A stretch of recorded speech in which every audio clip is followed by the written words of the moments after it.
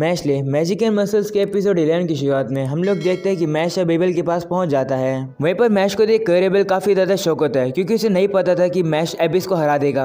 Able को लगता था कि एबिस की ईवल आई से सिर्फ रेने जो कि डिवाइन विजनरी है वही लड़ सकता है, लेकिन मैश भी डिवाइन विजनरी जितना स्ट्रॉन्ग है ये जानकर एबल काफी ज्यादा हैरान होता है। जिसके बाद एबल मैश से कहने लगता है कि तुम काफी केपेबल लगते हो, इसलिए तुम जैसे को पता होना चाहिए कि ये वर्ल्ड सभी को इक्वली ट्रीट नहीं करता है। मैंने तुम्हें हमारे बीस्टली नेचर के बारे में पहले भी बताया था। मैं लोअर जीन्स के लोगों को कभी भी एक्सेप्ट नहीं कर सकता हूँ। उन्हें तो बल्कि चीजें रिसीव होती है लेकिन फिर भी वो काइंडनेस का फायदा उठाते हैं और फिर वो अपने हक को सेल्फिश तरीके से यूज करते हैं। हमें अपनी सोसाइटी में ऐसे यूजलेस लोगों की जरूरत नहीं है। ये सुनकर मैश उसे कहता है तुम उन लोगों की बात कर रहे हो ना जो मैजिक यूज नहीं कर सकते हैं। जिस पर एबल कहते हैं हाँ तुमने सही समझा, हमें ऐसे लोगों को खत्म कर देना चाहिए। उन्हें सोसाइटी से अलग करके रखना काफी काइंड है। वो लोग ये डिजर्व नहीं करते हैं। डिवाइन विजनरी बनने के बाद में सिस्टम को चेंज कर दूंगा। इनमें वो लोग भी इंक्लूडेड होंगे जो कि अंडर अचीवर है और कमजोर हैं। ये सुनकर मैश अब अपनी मेमोरीज को याद करता है। वो याद करता है कि जब वो छोटा था तो उसके फादर ने उसे एक शेल्टर दिया था, उसे काफी सारे क्रीम पफ भी दिए थे और अंत में मैश के फादर मैश पर काफी ज्यादा प्राउड थे, भले ही मैश के पास मैजिक नहीं है। जिसके बाद अब मैश एबल से कहता है ठीक है समझ गया, तुम्हारा तरीका गलत है, मुझे नहीं लगता कि हम लोग कभी दोस्त बन पाएंगे। ये सुनकर एबल कहता है तो तुम्हें समझ नहीं आया, तुम जैसे इंफीरियर जीन्स को भी खत्म हो जाना चाहिए। ऐसा बोलने के बाद अब एबल मैश की तरफ काफी सारी पपेट से हमला करता है। वहीं पर दूसरी तरफ हम लोग लव को देखते हैं जो कि काफी ज्यादा थकी होती है और अब इसी रूम की तरफ आ रही है। वो अब जैसे रूम के पास आती है वो देखती है कि वहाँ का दरवाजा तो टूटा हुआ है। जिसके बाद वो अंदर देखती है तो उसे पता चलता है कि मैश के ऊपर तो पपेट्स हमला कर रहे हैं। ये देखकर लव घबरा जाती है और कहती है कि अंदर तो मैश और लॉर्ड एबल की लड़ाई चल रही है, मैं गलत टाइम पर आई। जिसके बाद हम लोग मैश को देखते हैं जो कि इन पपेट्स के ऊपर हमला करके उन्हें तोड़ रहा होता है। मैश जैसे उन पपेट्स को तोड़ रहा होता है उन पपेट्स के अंदर से कुछ लिक्विड जैसी चीज मैश को लगने लगती है।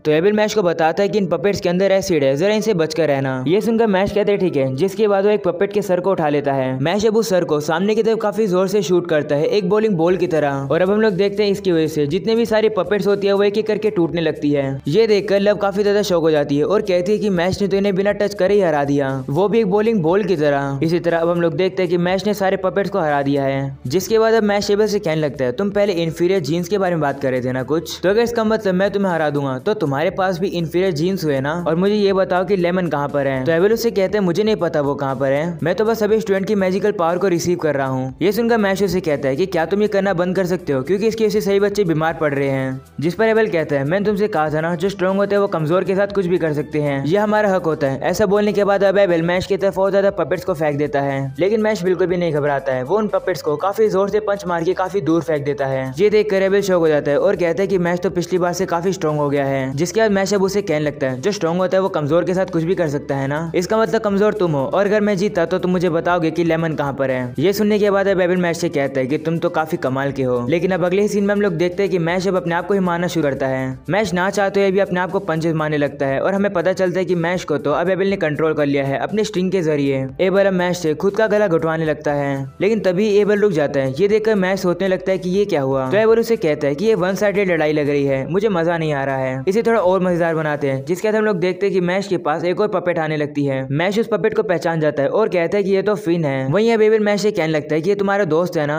मैंने इसे कैप्चर कर लिया था, मुझे लगा कि ये अच्छा एंटरटेनमेंट देगा। जिसके बाद अब एबल फिन को कमांड देता है, ये कहते हैं कि थोड़ा एंटरटेनमेंट देना। जिसके बाद अब हम लोग देखते हैं कि फिन मैश के ऊपर अपनी एक्स से हमला करता है, जिसे मैश अपने हाथों से डिफेंड करने लगता है। ये देखकर एबल मैश से कहता है कि तुम अपने हाथ को नहीं उठा सकते हो, यानी कि तुम अटैक ब्लॉक नहीं कर सकते हो और ना ही तुम हमला कर सकते हो। अगर तुमने रूल ब्रेक किया तो मैं तुम्हारे दोस्त को यहीं पर खत्म कर दूंगा। ये सुनने के बाद अब मैश के पास और कोई भी चॉइस नहीं होती है, वो अपने हाथ को नीचे कर लेता है और अब वो अटैक सहन करने के लिए तैयार हो जाता है। जिसके बाद अब फिन मैश के पास आकर अपनी एक्स से काफी ज्यादा हमले करने लगता है। वहीं पर मैश सारे अटैक को सहन कर रहा होता है, वो एक भी अटैक को ब्लॉक नहीं करता है। काफी ज्यादा हमले करने के बाद हम लोग देखते हैं कि फिन की जो एक्स होती है वही टूट जाती है। ये देखकर एबल काफी शॉक हो जाता है और कहता है एक्स पहले टूट गई। जिसके बाद मैश एबल से कहने लगता है कि तुम काफी डीप पर्सन हो, तुम्हें ये गोल्ड कॉइन चाहिए ना। ये देखकर एबल मैश से कहते हैं कि तो तुम फाइनली सरेंडर कर रहे हो और अपने गोल्ड कॉइन को मुझे दे रहे हो। जिस पर मैश कहते हैं हाँ अगर तुम्हें ये चाहिए तो तुम इसे रखो। ऐसा बोलने के बाद मैश काफी तेजी से एबल की तरफ शूट करता है और अब वो कॉइन हम लोग देखते हैं कि सामने जाकर थ्रेड पर लग जाता है और वो थ्रेड टूट जाती है, जिसकी वजह से फिन कंट्रोल में था। फिन के ऊपर से वो पपेट मैजिक उतर जाता है, जिसके बाद फिन नीचे गिर जाता है और अब वो नॉर्मल हो जाता है। वहीं पर अब हम लोग देखते हैं कि वो कॉइन घूमकर सीधा वापस मैश के पास आ जाता है और अब मैश कहता है लगता है कॉइन बिल्कुल मेरी तरह ही है। ये सब देखकर एबल काफी ज्यादा इरिटेट हो जाता है और अब वो मैश को कंट्रोल करने लगता है। एबल मैश को पूरी तरीके से थ्रेड में फंसा देता है। मैश उसे निकलने की कोशिश कर रहा होता है लेकिन वो नहीं निकल पाता है। तो एबल उसे कहते हैं कि तुम अपनी एनर्जी वेस्ट कर रहे हो, कोई भी ह्यूमन इससे बाहर नहीं आ सकता है। वहीं पर मैश उसे कहता है चाहे कुछ भी हो मैं हार नहीं मानूंगा क्योंकि मुझे अपने अपने दोस्तों को बचाना है। ऐसा बोलने के बाद मैश अब काफी ताकत लगाने लगता है और अब वो उस थ्रेड से बाहर निकलने की कोशिश करता है। इस केस से जो एबल की उंगली होती है वो भी मुड़ने लगती है, जिसके बाद हम लोग देखते हैं मैश काफी ताकत लगाकर उन थ्रेड से बाहर आ जाता है और अब वो आकर एबल को काफी जोर से लात मारता है। इस वजह से एबल को चोट लग जाती है और अब वो एक मैजिक स्पेल को एक्टिवेट कर देता है। जैसे वो स्पेल को एक्टिवेट करता है मैश नोटिस करता है कि उसका हाथ तो पपेट का बनने लगा है। वहीं अब एबल मैश से कहने लगता है, मैं काफी सरप्राइज हूँ, तुमने मुझे इस स्पेल को एक्टिवेट करने पर मजबूर कर दिया, लेकिन तुम अब कुछ नहीं कर सकते हो। जिसके बाद हम लोग देखते हैं कि मैश पूरी तरीके से पपेट बन जाता है। जिसके बाद अब एबल मैश के पास आता है और कहता है कि मेरी नजरों में तुम एक रैबिट हो,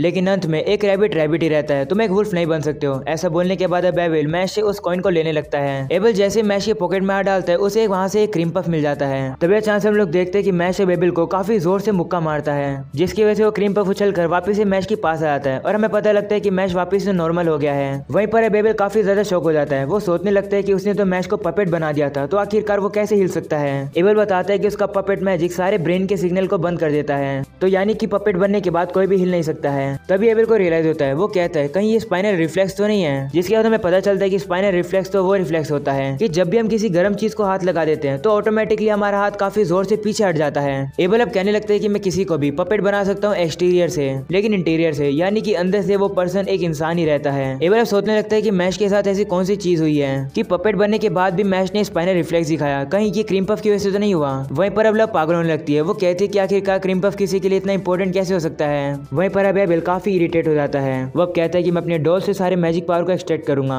और फिर मैं तुम्हें अपने अल्टीमेट स्पेल से खत्म कर दूंगा। एबल जैसे ये बात बोलता है वो अपने अल्टीमेट स्पेल का यूज कर देता है, जिसके बाद हम लोग देखते हैं कि वहाँ पर एक काफी बड़ी पपेट आ जाती है जो कि मैश के ऊपर हमला कर देती है, लेकिन मैश भी काफी जल्दी से पीछे आ जाता है, जिसकी वजह से वो बच जाता है। वहीं अब एबल कहता है कि ये है हार्म पपेट, ये पपेट 100 मीटर रेडियस में किसी को पपेट का बना सकती है, बचने का इसे कोई भी तरीका नहीं है। जैसे ये तुम्हें हल्के से भी टच करेगी तो तुम ट्रांसफॉर्म हो जाओगे और कोई भी ह्यूमन इसके थ्रेड को नहीं देख सकता है। एबल अब मैश से कहते हैं कि जब तुम पपेट बन जाओगे तो तुम्हारी बॉडी के साथ खेला जाएगा, तुम रिकवर भी नहीं कर पाओगे। जिसके बाद हम लोग देखते हैं कि वो पपेट मैश के ऊपर हमला करने लगती है। वहीं अब एबल मैश से कहने लगता है कि भले तुम एक रैबिट हो, लेकिन तुम्हारे खिलाफ मुझे अपनी पूरी पावर यूज करनी पड़ रही है। लेकिन तभी अचानक से हम लोग देखते हैं कि वो पपेट रुक जाती है और उसकी स्ट्रिंग भी टूट जाती है। ये देखकर एबल काफी ज्यादा शॉक हो जाता है, क्योंकि ये सब करने वाला मैश है जिसने की पपेट के थ्रेड्स को तोड़ दिया है। वहीं पर अब एबल शॉक में होता है। वो कहने लगता है कि कोई भी इंसान इस थ्रेड को नहीं देख सकता था। वहीं पर अब हम लोग लव को देखते हैं। वो कहने लगती है मुझे बताने दो कि आखिरकार क्या हुआ। जैसे एबल ने अपने मैजिक को यूज किया, मैश ने अपनी बॉडी को एक तरीके में रख लिया, जिसकी वजह से मैश के ऊपर जैसे वो स्ट्रिंग टच होने वाली थी, मैश को पता चल गया था कि आखिरकार वो स्ट्रिंग कहाँ पर है, और इससे पहले कि वो स्ट्रिंग मैश को कंट्रोल कर पाए इससे पहले मैश ने उन्हें पकड़कर तोड़ दिया। ये सब जानने के बाद एबल को पसीने आने लगते हैं। वो कहता है कि मैश तो एक इंसान नहीं है। एबल को देखकर मैश से कहता है मिस्टर रैबिट आपको तो पसीने आ रहे हैं। वहीं पर अब एबल एंजॉय करने लगता है। वो अब अपनी पपेट को वापस से मैश के पास भेज देता है। वहीं पर मैश भी तैयार हो जाता है। वो उस पपेट के ऊपर काफी जोर से पंच मार के उसे पूरी तरीके से तोड़ देता है, जिसके बाद मैश काफी तेज स्पीड में अब एबल के पीछे आ जाता है। जिसके बाद मैश एबल को पकड़कर आसमान में ले जाता है और काफी जोर से जमीन पर पटक देता है। इस वजह से एबल की काफी बुरी हालत हो जाती है। और अब अगले सीन में हम लोग को एबल के पास्ट के बारे में दिखाया जाता है, जहाँ पर हम लोग उसकी मॉम को देखते हैं। एबल की मॉम काफी काइंड थी। एक नोबल होने के बाद भी वो सभी को इक्वली ट्रीट किया करती थी। वो हमेशा से ही गरीबों को हमेशा खाना खिलाया करती थी। लेकिन तभी वहाँ पर एक बंदा आता है जो कि सारे खाने को खुद ही लेना चाहता था। एबल की मॉम ने उसे रोकने की कोशिश करी तो गुस्से में आके उस बंदे ने एबल की मॉम को चाकू से मार दिया। वो हमेशा से ह्यूमैनिटी में बिलीव किया करती थी, लेकिन फिर भी वो मारी गई। सीना वापस से प्रेजेंट का आता है। एबल कहता है कि मॉम गलत थी, उन लोगों को दया की जरूरत नहीं है, उन्हें सोसाइटी से हटा देना चाहिए। इसी चीज को पाने के लिए मैंने सभी लोगों को इकट्ठा किया, कोई भी मेरे माइंड को चेंज नहीं कर पाएगा। ये सुनकर मैश कहता है बुरे लोग बुरे होते हैं, चाहे उनका सोशल स्टेटस कैसा भी हो।